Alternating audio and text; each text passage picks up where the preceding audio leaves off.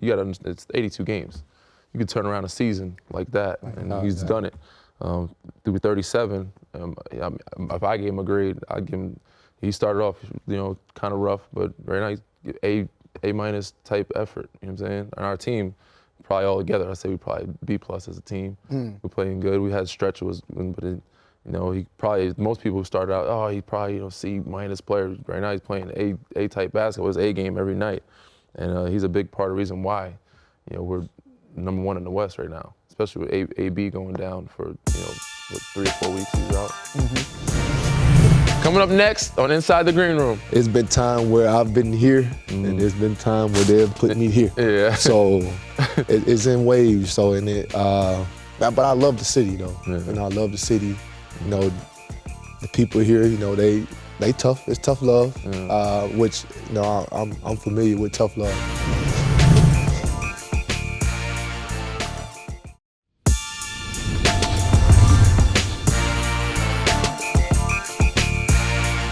I commend Frank Vogel for the mission that he has, or the perspective that he has. He says he didn't want anybody to lose their starting spot because of a short-term injury, which is part of the reason why AB went back into the starting lineup after he had missed those games. How are you, and obviously Danny too, you guys have a good guard rotation, but that also means that you might not be on the court as long. You might sit, get cold. You might might feel comfortable as a starter, but now you gotta be as a sixth man. How are you guys handling the ups and downs of that?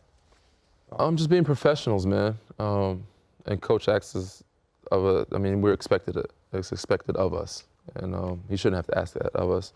But just being ready and being prepared, and not getting frustrated or down on the coach staff and saying, I need this, I need that, but believing in what they have planned, their bigger picture. Obviously they're playing out certain minutes, certain positions, certain rotations for a reason, and we're winning. So you can't really complain, but things are going well, and we all know what the bigger picture is. Nobody really cares about their individual stats. We care about the team stats. At the end of the game, end of the day, of Lakers, in the what column is Lakers in, and who's won, and what the end score is. So whether we play a lot of minutes or a little bit of minutes, and as you said, staying warm, getting cold, W's a W.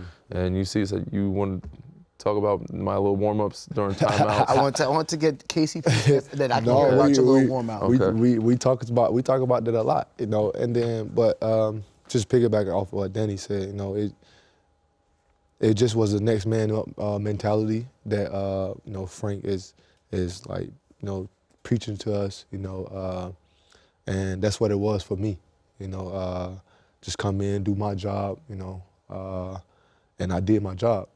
So and AB was healthy and he came back. I wasn't mad, upset about it. I look up to AB, as far as like defensive wise, man. He's a dog, and I try to when I do sub him out, I try to pick up his slack, just to stay in that mood, and we pick it back off each other, man. AB, so we talk to each other, keep each other up, even on the offensive end, hey, if your shot flat, hey man, get it up, they flat a little bit, just stay engaged with each other, and man, AB have a relationship where no matter if we starting or come off from the bench, man, we still gonna have that brotherhood. Danny, you gave KCP an A grade. Yeah. Now, would you also classify that as bread from heaven? For sure, man. For sure. For those who don't anything Rob says, man, is gold. It's gold. Yeah. So it was 2017 press conference.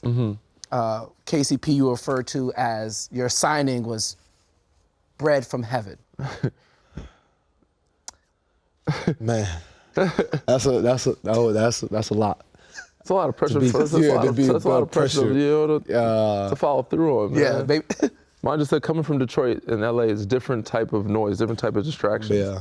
I can't imagine. I felt like what they seen in me in Detroit is what I brought to the table here, and he felt like maybe that was, what I'm saying, the bread from heaven that they needed at the time.